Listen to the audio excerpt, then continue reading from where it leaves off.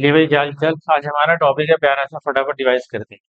Most expected topic है इस साल का। Most expected topic overlap. आपने ओवरलैपिंग में क्या पढ़ा है? इसमें क्या होता है, दो ऑर्बिटल क्या करते हैं, अप्रोच करते हैं इन प्रॉपर डायरेक्शन में, और उनकी स्पिन क्या होती है, वो जो स्पिन होगी वो इलेक्ट्रॉन की क्या होगी, अपोजिट होगी।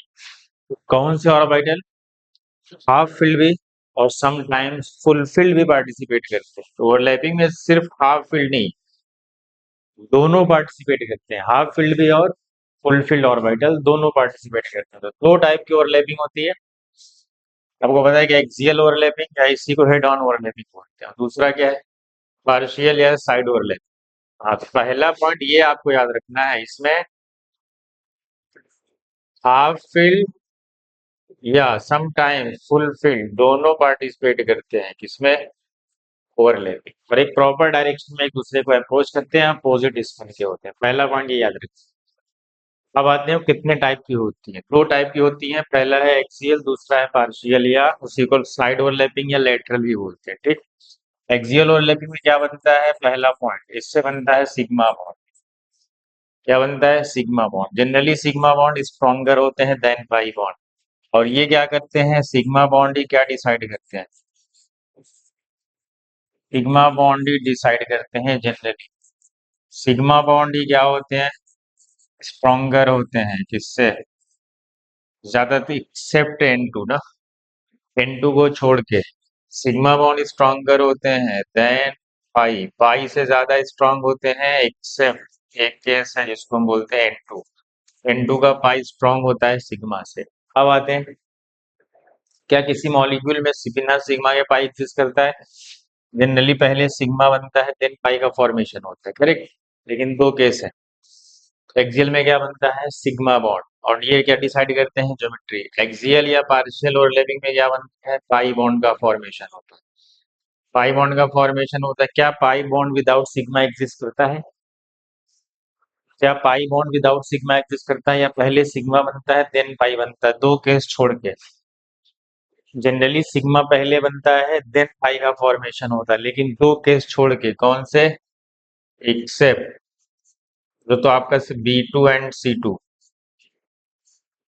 B2 का ये जो एक बॉन्ड है वो पाई है, और C2 के दोनों बॉन्ड क्या है, इसमें कोई सिग्मा नहीं है, दोनों पाई हो, क्या है। अब आप एमओटी से इसका कॉन्फ़िगरेशन लिखें तो आपको दिख जाएगा, ठीक है। इसको मॉलिक्यूलर ऑर्बिटल थ्योरी डिफाइन करती है। तो दो केस हैं, जो B2 और C2। B2 में एक पाई होता है और C2 में, यहाँ पे सिग्मा है ही नहीं, यहाँ पे सिग्मा नहीं, इसमें क्या है, दोनों पाई हैं, बस ये दो एक्सेप्ट हैं। और ये डू नॉट डिसाइड ज्योमेट्री। और जो पाई बॉन्ड होते हैं वो कभी ज्योमेट्री को डिसाइड नहीं करते। पाई बॉन्ड वीकर होते हैं एक्सेप्ट N2, ये तो पता है। डू नॉट डिसाइड ज्योमेट्री, ये ज्योमेट्री को डिसाइड नहीं करते। इतनी बातें हो गई। अब आपको पता है, ओवरलैपिंग जब होती है, ओवरलैपिंग दो टाइप की है, या तो सिग्मा बनेगा या तो पाई बनेगा। हेड ऑन ओवरलैपिंग होगी। तीन पॉइंट और याद रखो, जो एस ऑर्बिटल होते हैं हमेशा सिग्मा बनाते हैं, क्या, एस ऑर्बिटल जो होंगे, S S S S always sigma अगर बनाएगा तो, समझ गए, एस हमेशा सिग्मा ही बनाएगा। S always form sigma. P क्या बनाता है, पी बनाता है सिग्मा एंड पाई दोनों, डिपेंड करता है। कब सिग्मा बनाएगा, सिग्मा तब बनाएगा जब उसके लोब कहाँ होंगे, इंटरन्यूक्लियर एक्सिस पे होंगे। कहाँ होंगे, when there lobes are on internuclear axis. ऐसा हेड ऑन, अगर लोब्स, अगर उनके लोब्स इंटरन्यूक्लियर एक्सिस पे नहीं है तो पाई बना देगा, ठीक है। लोब कहाँ होंगे, लोब ऑन एक्सिस, कौन सी एक्सिस, इंटरन्यूक्लियर एक्सिस। अगर लोब एक्सिस पे नहीं है तो पाई बना देगा। जो डी ऑर्बिटल होते हैं अगर फॉर्म करेंगे, डी ऑर्बिटल क्या बनाते हैं भाई, ये हमेशा पाई बॉन्ड बनाते हैं, ठीक। अगर बनाएंगे तो, हाँ, ये तीन चीजें हो गई। एस हमेशा सिग्मा बनाता है, ये दोनों बना सकता है। सिग्मा कब बनाएगा, जब लोब एक्सिस पे होंगे। पाई कब बनाएगा, जब लोब एक्सिस पे नहीं होंगे। डी ऑर्बिटल पाई बनाता है। और क्या याद रखना है, और अगर दो लोब एक दूसरे के परपेंडिकुलर एक्सिस पे है, मान लो एक लोब एक्स एक्सिस पे है, एक वाई एक्सिस पे है, या जेड एक्सिस पे है, मतलब टू परपेंडिकुलर लोब्स, मतलब नो ओवरलैपिंग। ये तब होगा जब ओवरलैपिंग होगी, ठीक। और अगर ओवरलैपिंग नहीं हो रही है, नो ओवरलैपिंग, नो ओवरलैपिंग का मतलब जब ओवरलैपिंग नहीं हो, कब होगी भाई? जब दो लोब्स कहाँ होंगे एक दूसरे के परपेंडिकुलर में होंगे। जब when two lobes are perpendicular, जब दो लोब्स क्या होंगे एक दूसरे के परपेंडिकुलर होंगे तो कोई ओवरलैपिंग नहीं। जब पी एक्स पी जेड एक दूसरे के परपेंडिकुलर प्लेन में है कोई ओवरलैपिंग नहीं होगी, कुछ नहीं बनेगा। पी वाई पी जेड एक दूसरे के परपेंडिकुलर प्लेन में है, पी एक्स पी जेड एक दूसरे के परपेंडिकुलर प्लेन में है। ये होता है टू लोब्स क्या हो जाएं जब एक दूसरे के परपेंडिकुलर, तो ओवरलैपिंग ही नहीं होगी। ये तब होगी जब ओवरलैप कर रहे हैं तब। ये तो बेसिक हो गया। अब आते हैं स्ट्रेंथ ऑफ ओवरलैपिंग, बताओ। एक क्वेश्चन इस साल बहुत एक्सपेक्टेड है इससे आने का। अब आ जाते हैं किस पे भाई? Strength of overlapping. किस पे? Strength of overlapping. मान लो ओवरलैपिंग हो गई, अब हमें उसकी स्ट्रेंथ देखना है, कौन ज्यादा स्ट्रांग ओवरलैप किया, कौन वीक किया, ये बात है। तो कह रहा है पहला जब एन सेम हो, दो पॉसिबिलिटी होगी, या तो एन सेम हो या तो एन डिफरेंट होगा, दो पॉसिबिलिटी। एन सेम जब होगा तो स्ट्रेंथ किस बात पे देखी जाएगी? P character. पी कैरेक्टर का मतलब डायरेक्शनल नेचर ज्यादा होगा। देखो एन सेम है ना, two two two two two two, यहाँ पे देखो टू एस है, टू एस टू पी है, टू पी, देखो यही है। ये जो एक्सिस बनी है ना येलो, ये है इंटरन्यूक्लियर एक्सिस। तो देखो इनके लोब कहाँ है? उसी एक्सिस पे हैं, इसलिए सिग्मा बना रहे हैं। एक्चुअल में ये सिग्मा ही बना रहे हैं। ये भी क्या बना रहा है? सिग्मा ही बना रहा है। ये भी क्या बना रहा है? एस तो हमेशा सिग्मा ही बनाता है। जब लोग कहाँ जाएंगे? हेड ऑन, सामने सामने। एस तो हमेशा सिग्मा ही बनाता है, कहीं से भी लाओ। और बाइटल इस तरफ से लाओ तो भी सिग्मा, इस तरफ से लाओ तो भी सिग्मा, कहीं से भी लाओ सिग्मा ही बनाएगा। कहीं से भी आप लाए वो क्या बनाएगा भाई? सिग्मा ही बनाएगा, क्योंकि वो कहीं से भी ले आओ, क्योंकि वो सिमेट्रिकल है, इलेक्ट्रॉन डिस्ट्रीब्यूटेड है। एस ऑर्बिटल कैसा होता है? स्फेरिकल शेप का। और पी ऑर्बिटल डंबल शेप का होता है, इसीलिए अब यहाँ पे क्या होता है, जब एन सेम होगा तो स्ट्रेंथ किस बात पे डिपेंड करेगी? P character. तो देखो यहाँ टू पी, यहाँ स्ट्रेंथ क्यों ज्यादा होगी पता है? क्योंकि ये लोब है तो इलेक्ट्रॉन क्लाउड यहाँ पे ज्यादा पाया जाएगा ना, कम रीजन में इलेक्ट्रॉन क्लाउड पाए जाएगा, तो यहाँ पे ओवरलैपिंग इनकी अच्छी हो जाएगी, क्योंकि इलेक्ट्रॉन इसी एक्सिस पे पाए जाएंगे।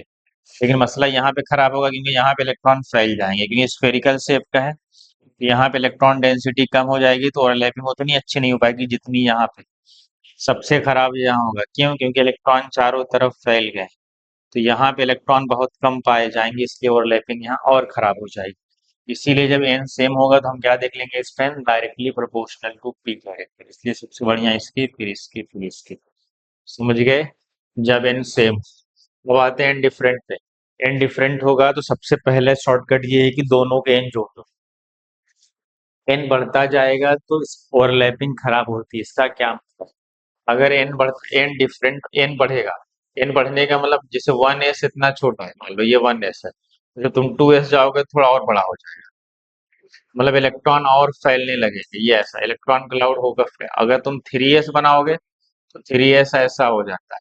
इसका मतलब है कि इलेक्ट्रॉन क्लाउड क्या हो जाएगा? और फिर इसीलिए एन बढ़ने से ओवरलैपिंग खराब होने लगती है। इसलिए अगर जब एन डिफरेंट होगा तो स्ट्रेंथ क्या होगी? इनवर्सली प्रोपोर्शनल टू साइज, या ऐसा निकाल लो। सबसे शॉर्टकट ये है कि तुम n one plus n two जोड़ दो,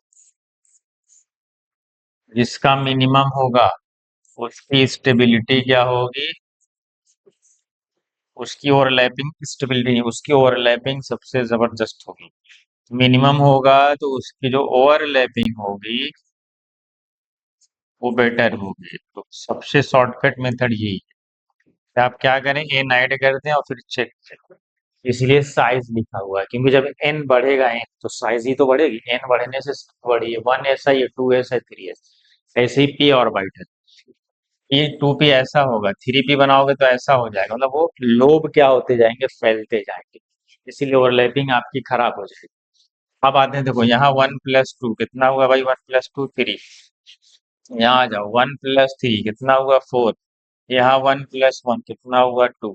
तो बताओ सबसे मिनिमम किसमें है? तीसरे वाले से। इसलिए सबसे बढ़िया सी, फिर उसके बाद ए, सबसे खराब बी।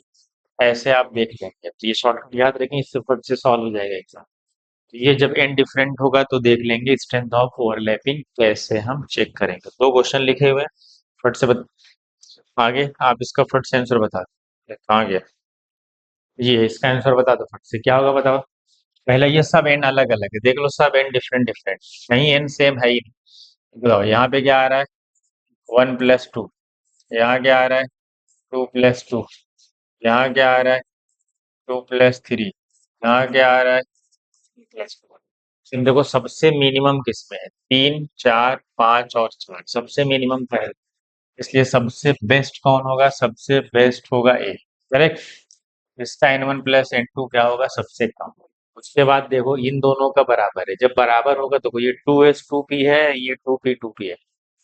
हमने क्या देखा, जब n सेम होगा तो p कैरेक्टर देखेंगे। इन दोनों का n सेम है, 2+2 4, 2+2 4, तो p कैरेक्टर किसमें ज्यादा है, इसमें, तो इसलिए a के बाद क्या आएगा, d आएगा। समझ गए। फिर कौन आएगा, b आएगा। सबसे लास्ट में आएगा c, क्योंकि इसका n1+n2 सबसे हाई, इसलिए ऑर्डर ये हो जाएगा, स्ट्रेंथ ऑफ ओवरलैपिंग। चलो इसका बताओ last. 2s2p, 2p2p, 2p3p, 2p3p। 2s2p कितना होगा भाई, 2+2 कितना होगा, 4। यहाँ आएगा 2+2 कितना आएगा, 4। यहाँ आएगा 2+3 5, यहाँ आएगा 2+3 5। तो इन दोनों का तो ज्यादा होगा इन दोनों से, क्यों, क्योंकि इनका n1+n2 छोटा है। तो सबसे अच्छा कौन होगा इन दोनों में, जब एन सेम हो तो पी कैरेक्टर देखते हैं, पहली बात। सबसे बढ़िया कौन है, सबसे बढ़िया बी है, फिर ए होगा। इन दोनों में सबसे ज्यादा किसका होगा, 2p3p। ये मोस्ट इंपॉर्टेंट है, इसको आप लिख। 2p3p और 2p3d में ऑर्डर पता है किसका ज्यादा है, बताओ, इसको पता है। ऑर्डर ज्यादा है 2p3d। 2p3d की ओवरलैपिंग ज्यादा अच्छी है, किससे, 2p3p से। ऐसा क्यों भाई, 2p3d की ओवरलैपिंग 2p3p से ज्यादा अच्छी है। अरे मैंने क्या लिख दिया, ABCD के फॉर्म में लिखना था ना, हाँ चलो। फिर आएगा डी, फिर आएगा सी, ऐसा क्यों। ये तो डी ऑर्बिटल कैसे होते हैं, डी ऑर्बिटल होते हैं डबल शेप के। अगर मैं 2p ऐसा बना दूं, मान लो ये मेरा है, ये मान लो मेरा है 2p, ठीक। 3p कैसा होगा, 3p बना लो, बगैर, मान लो ये है 3p। चलो उसके बगल में बनाओ फिर 2p, फिर क्या बनाओ, 2p। फिर उसके बगल में 3d, 3d कैसे होते हैं, ये होते हैं डबल डबल, तो ऐसा बनाना पड़ेगा। डी ऑर्बिटल कैसे होते हैं भाई, डबल डम्बल शेप के होते हैं, तो आपको बनाना पड़ेगा ऐसा कुछ। एक लोब इस तरफ और एक लोब इस तरफ, एग्जाम। अब क्या होगा, छोटे छोटे हो गए दादा। एक लोब इस तरफ, एक ये हो क्या आ रहा है, देख रहे हो। यहाँ पे जो इलेक्ट्रॉन क्लाउड है, इससे ओवरलैपिंग ज्यादा अच्छी होगी, क्योंकि ये 45 डिग्री पे है और यहाँ पे नियरेस्ट पॉइंट पे है। इसलिए 2p3d का ये इंपॉर्टेंट है, इसको आप याद रखें, सबसे बेस्ट होगा, ठीक है। चलो ये था फटाफट आज का टॉपिक, बहुत इंपॉर्टेंट इस साल के लिए, इसको पढ़ लो अच्छे से। चलो आज के लिए।